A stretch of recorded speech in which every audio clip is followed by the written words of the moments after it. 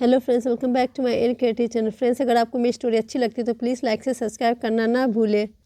गांव का वो घर जहां हर कोना एक रिश्ते की कहानी कहता था, आज भी वैसे ही खड़ा था। बड़ी बड़ी दीवारें, हरे भरे पेड़ों से घिरा आंगन और छत पर बिछी चारपाई। यह घर अवध के लिए उसकी जड़ों का हिस्सा था। शहर की पढ़ाई पूरी करने के बाद जब वो वापस गांव आया तो परिवार का प्यार और अपनापन उसे सुकून दे रहा था। अवध का बड़ा भाई राघव एक जिम्मेदार और मेहनती इंसान था। उसने अपने छोटे भाई के हर सपने को पूरा करने में कोई कसर नहीं छोड़ी थी। राघव की पत्नी सीमा घर की बड़ी बहू थी। उसका सादगी भरा स्वभाव और उसकी हर किसी के प्रति दयालुता ने उसे घर का आधार बना दिया था। अवध और सीमा का रिश्ता शुरुआत से ही सामान्य था। वो हमेशा उसे एक छोटे भाई की तरह देखती थी और अवध उसे अपने मार्गदर्शक मानता था। लेकिन इस बार जब अवध गांव लौटा तो उसने सीमा को थोड़ा अलग पाया। उसकी आंखों में एक गहरी उदासी थी। राघव के अक्सर काम के सिलसिले में बाहर रहने से सीमा अकेली हो गई थी। यह अकेलापन उसके स्वभाव में झलकने लगा था। एक शाम जब घर के सभी लोग सो चुके थे, अवध छत पर बैठा आसमान के तारों को देख रहा था। हवा में हल्की ठंडक थी। तभी उसे किसी के कदमों की आहट सुनाई दी।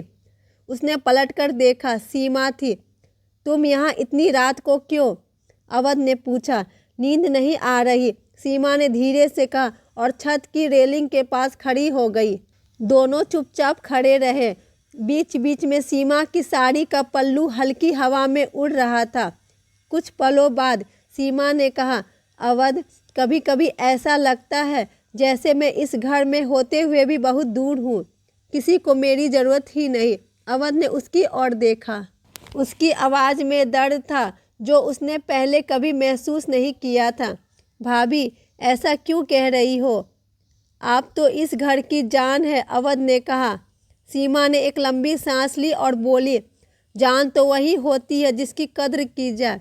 राघव हमेशा काम में व्यस्त रहता है और बाकी घर वालों के लिए मैं बस उनकी ज़रूरत पूरी करने वाली बहू हूँ।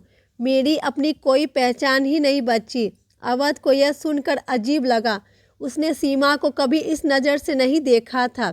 उसने धीरे से कहा, भाभी, आप जैसी है वैसी ही बहुत खास है। अगर कोई आपकी कद्र नहीं करता तो यह उनकी कमी है, आपकी नहीं। सीमा ने पहली बार उसकी आंखों में देखा।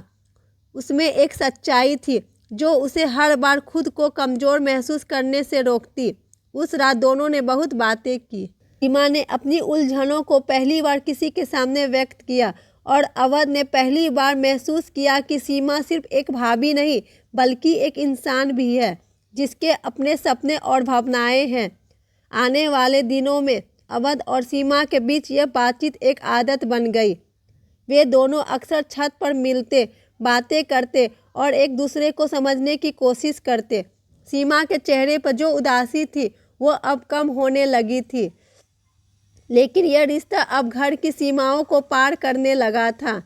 दोनों की नज़दीकियाँ अब एक भावनात्मक जुड़ाव में बदल रही थी। लेकिन सीमा ने अवध से कहा, तुम्हारे साथ बात करके मुझे ऐसा लगता है जैसे मैं फिर से जिंदा हो गई हूँ। तुम्हारे बिना तो यह घर जैसे जेल लगता था। अवध वह जानता था कि उनका यह रिश्ता मर्यादा की सीमाओं को लांघ रहा है, लेकिन वह भी सीमा के बिना खुद को अधूरा महसूस करने लगा था। एक रात जब घर के सभी लोग सो रहे थे, सीमा और अवध छत पर मिले। हवा में एक अजीब सी खामोशी थी। दोनों ने एक दूसरे की आंखों में देखा और जो भावनाएं वे महीनों से छिपा रहे थे वह उनकी नज़र से झलकने लगी। सीमा ने कहा, अवध, अगर यह गलत है तो मुझे मत रोको। मैं अब और अकेले नहीं जी सकती।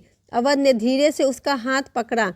वह खुद भी अपने दिल और दिमाग के बीच की लड़ाई से जूझ रहा था। लेकिन उस रात भावनाएं मर्यादा पर भारी पड़ गई। उस एक पल ने उनके रिश्ते को हमेशा के लिए बदल दिया। दोनों ने जो किया वह जानकर भी सही नहीं था, लेकिन उस क्षण उन्होंने अपने दिल की सुनी। अगली सुबह सीमा और अवध ने दोनों एक दूसरे से नजरें नहीं मिलाई। उन्हें अपने किए पर पछतावा था, लेकिन उनके दिल अब भी एक दूसरे की ओर खींचे जा रहे थे। अवध ने खुद को इस रिश्ते से अलग करने की कोशिश की।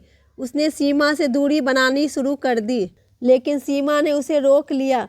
अवध, मैं जानती हूँ कि यह सब गलत है, लेकिन तुमने मुझे वो सहारा दिया जिसकी मुझे ज़िंदगी भर ज़रूरत थी। क्या मैं इसे भूल जाऊँ? अवध ने गहरी सांस ली और कहा, भाभी, हमारी भावनाएं सही हो सकती है, लेकिन हमारे रिश्ते की मर्यादा हमें इसे ख़त्म करने के लिए मजबूर करती है। मैं अपने भाई और परिवार के साथ यह धोखा नहीं कर। सीमा ने उसे रोका, लेकिन अवध ने अपने कदम पीछे खींच लिए। अवध ने फैसला किया कि वह गांव छोड़ देगा। वह उस हवेली से दूर चला जाएगा जहां हर कोना उसे इस गुनाह की याद दिलाता था। अगले दिन बिना किसी को बताए अवध ने अपना सामान बांधा और गांव छोड़ दिया। सीमा ने छत से उसे जाते हुए देखा। उसकी आंखों में आंसू थे, लेकिन उसने उसे रोकने की कोशिश नहीं की। वह जानती थी कि यह फैसला सही था। अवध के जाने के बाद सीमा ने अपनी ज़िंदगी को नए सिरे से जीने की कोशिश की। उसने अपने अकेलेपन से लड़ना सीखा और खुद को एक नई पहचान देने का फैसला किया। अवध ने भी शहर में अपनी ज़िंदगी को नए सिरे से उसने उस रिश्ते को अपनी यादों में बंद कर दिया, लेकिन सीमा की मुस्कान हमेशा उसकी यादों का हिस्सा बनी रही। इस कहानी का अंत सुखद नहीं था, लेकिन यह एक सबक बनकर उभरी। कभी कभी प्यार और रिश्तों की सीमाओं के बीच सही और गलत का फर्क करना जरूरी होता है। यह कहानी हमें यह सिखाती है कि भावनाएं कितनी भी सच्ची क्यों ना हो, उन्हें रिश्तों की मर्यादा के साथ संतुलन रखना ही सही होता है।